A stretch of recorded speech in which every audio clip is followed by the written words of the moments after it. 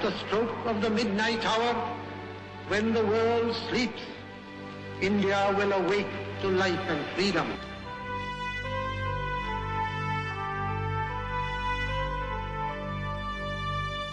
(1947) में भारत को आजादी मिल चुकी थी।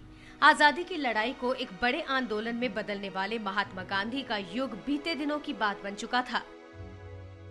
भारत के लोग लंगोट वाले मोहनदास करमचंद गांधी को महात्मा का दर्जा दे चुके थे, लेकिन तब तक दुनिया उन्हें अंग्रेज हुकूमत की नजरों से देखती, सुनती और पढ़ती थी। उस दौर में करीब 20 बरस के बिपिन चंद्र ब्रिटिश लाइब्रेरी की खाक छान रहे थे। गांधी को उस नजर से तलाश रहे थे जिसकी वजह से उन्हें हिंदुस्तान ने अपने दिल में बसा लिया था। वो बिपिन चंद्र ही थे जो इतिहास के गलियारे से बापू को तलाश लाए थे। Just that when we want to ask the question, which Gandhi is relevant to us today most?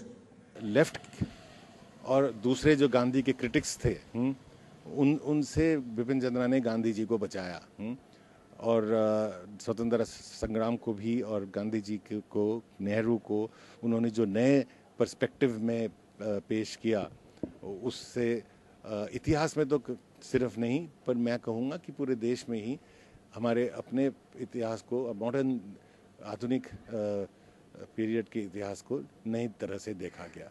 Lahore और दिल्ली की यूनिवर्सिटी में पढ़ाई और स्टैनफोर्ड यूनिवर्सिटी से पीएचडी के बाद 60 के दशक में उनकी पहली किताब आई और साल 2012 तक बिपिन लगातार लिखते रहे।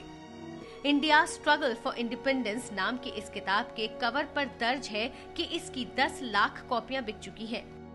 किताब जो अभी भी है, मेरे ख्याल किसी हिस्ट्री की किताब जिन्होंने भारत के स्वतंत्रता आंदोलन के बारे में किताब लिखी है, ये अभी करीब समझिए 500,000 कॉपीज कम से कम बिक चुकी है। तो ये बहुत ही, इसी से भी आपको पता लगेगा कि ये कोई नॉवेल नहीं लिख रहे हैं पर भारत का इतिहास लिख रहे हैं। बिपिन चंद्र ने सिर्फ आजादी के पहले के इतिहास पर काम नहीं किया, आजादी के बाद जो दौर उन्होंने जिया और देखा, उसका इतिहास भी किताबों की शक्ल में सामने आता रहा। The rise and growth of nationalism in the name of democracy, the JP movement and emergency और nationalism and colonialism in modern India जैसी किताबें बिपिन चंद्र के काम के बड़े दायरे का सबूत है।